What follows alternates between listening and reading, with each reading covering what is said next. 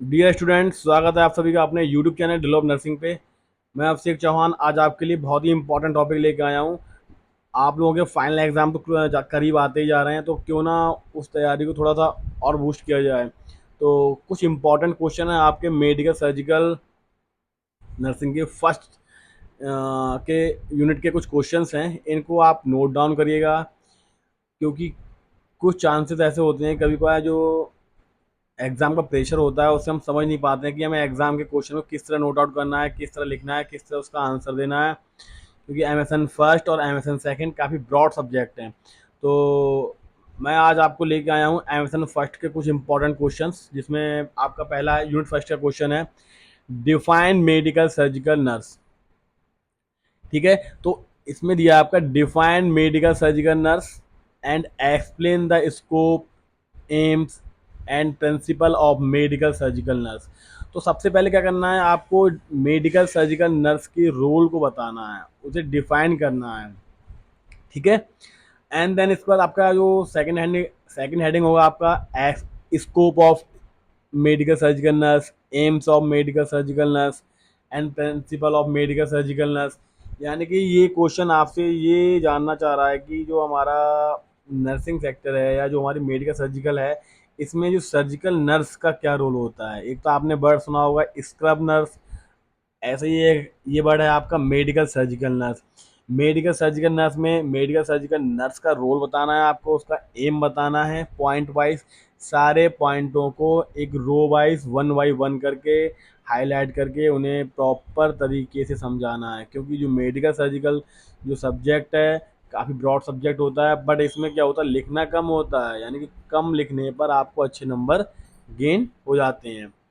And then second point है आपका, second important question है, discuss the nursing process in detail with example. तो nursing process जो आपका सब्जेक्ट का जो क्वेश्चंस है, ये आपके फर्स्ट ईयर में भी था एंड देन सेकेंड ईयर में भी है। इसमें क्या है, असेसमेंट है, डायग्नोसिस है, प्लानिंग है, इम्प्लीमेंटेशन है, इवालुएशन है। तो ये नर्सिंग प्रोसेस होता क्या है, सबसे पहले आपको इसके बारे में बताना है।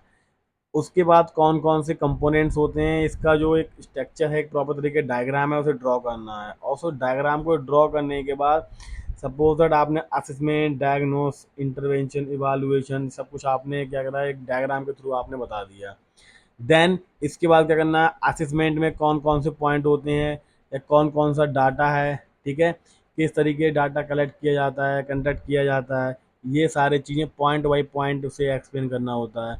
देन इसके बाद आपका डायग्नोसिस है, डायग्नोसिस को भी सेम एज इट इज़ ऐसा ही आपको पॉइंट वाइज पॉइंट समझाना होता है। प्लानिंग में भी आपका क्या है कि आपने असेसमेंट कर लिया, डायग्नोस कर लिया, अब आपकी प्लानिंग क्या है पेशेंट के लिए। ठीक है, तो ईच पॉइंटों को डिटेल में एक्सप्लेन करना होता है आपके लॉन्ग क्वेश्चन में।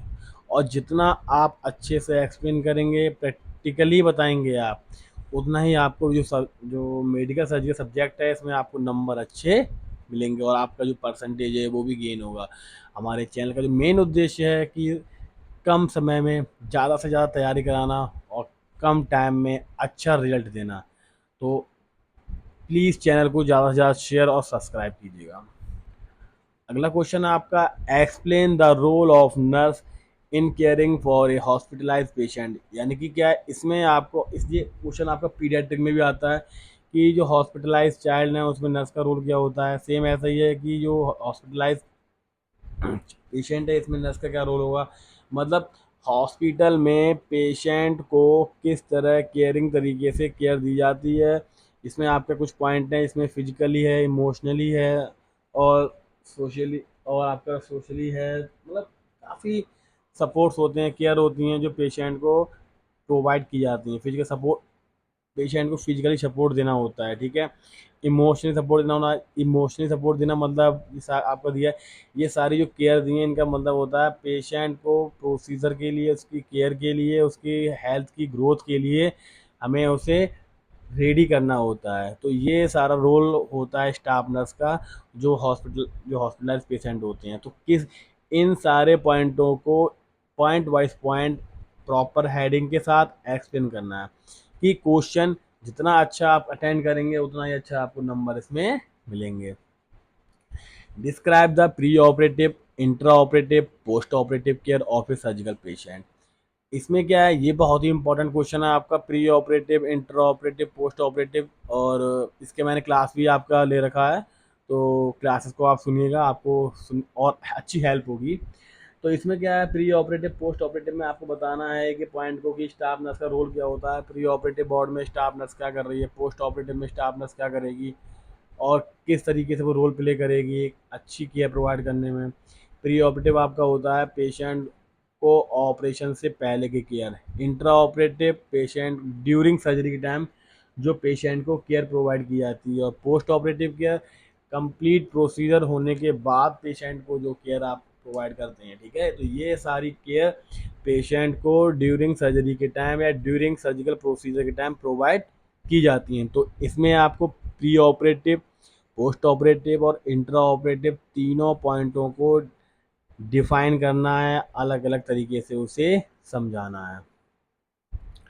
अगला है आपका explain the concept of homeostasis and it's important of patient care. इसमें भी क्या करना है आपको इन डिटेल, जब आपका अब लगता है एक्सप्लेन करना है तो यानी कि पॉइंटों को डीपली और प्रॉपर तरीके से उसे समझाना है कि कोई भी पॉइंट आपका मिस ना हो जाए, और बिल्कुल भी बना के तो इसमें लिखना ही नहीं है।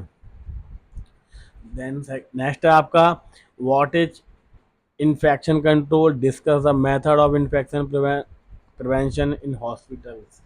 इसमें इन्फेक्शन कंट्रोल आपका, इसमें बायोमेडिकल वेस्ट आता है, नोजोकोमियल इन्फेक्शन आता है, ये सारे आपके इन्फेक्शन आते हैं।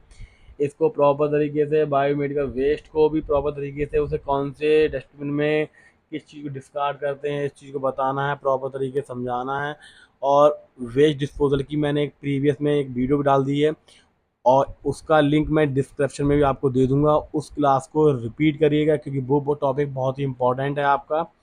और ये क्वेश्चन तो आपका आना ही आना है, बहुत कम चांसेस होते हैं, ये कभी कभी मिस हो जाता है, वरना ये क्वेश्चन है आपके आते ही आते हैं। देन है आपका, हाँ, सबसे ज़्यादा इम्पॉर्टेंट क्वेश्चन है आपका, जो most most most important question है, इसे आप टिक कर लीजिएगा। Fluid and electrolyte balance in the human body, explain the causes sign and nursing management of dehydration. ये क्वेश्चन तो आपका 101% आता है एग्जाम में। इस क्वेश्चन को जो आपके टीचर्स ने आपको नोट्स प्रोवाइड किए हैं उसे डिटेल से पढ़िएगा, समझिएगा, समझ के आप लिखेंगे तो आपको क्वेश्चन को लिखने में भी आसानी होगी। ये कुछ अब जैसे ये आपका क्वेश्चन आपका है कि फ्लूइड एंड इलेक्ट्रोलाइट बैलेंस, तो हम कि हमारे शरीर में फ्लूइड एंड इलेक्ट्रोलाइट बैलेंस कैसे होता है, डिहाइड्रेशन के टाइप कौन सी कंडीशन कॉज होती है, कौन कौन साइन सिम्टम्स आते हैं, ठीक है, नर्सिंग मैनेजमेंट क्या होगा, ये सारी चीज़ें आपको पता होनी चाहिए। तो मेरे प्यारे बच्चों, आज की क्लास में आपका जो फर्स्ट यूनिट के कुछ इंपॉर्टेंट क्वेश्चन थे इसको मैंने डिस्कस किया था। डिफाइन करना कोई नीड नहीं है क्योंकि आप ऑलरेडी इन चीज़ों को पढ़ चुके हैं। अब आपका एग्ज़ाम टाइम है, तो एग्ज़ाम टाइम में आप जितना शॉर्ट टाइम में ज़्यादा ज़्यादा नॉलेज दे सकते हैं उतना हमारा जो चैनल का जो गोल है हम आपको प्रोवाइड कराएंगे। तो मेरे प्यारे बच्चों, चैनल को ज़्यादा से ज़्यादा शेयर सब्सक्राइब कीजिएगा, और हमारे चैनल का जो मेन मोटिव है ज़्यादा से ज़्यादा लोगों की हेल्प करना, उसमें आप अपना योगदान दीजिएगा। मिलते हैं अगले इम्पोर्टेंट टॉपिक के साथ, तब तक लगे रहिएगा, तैयारी कीजिएगा। Take care.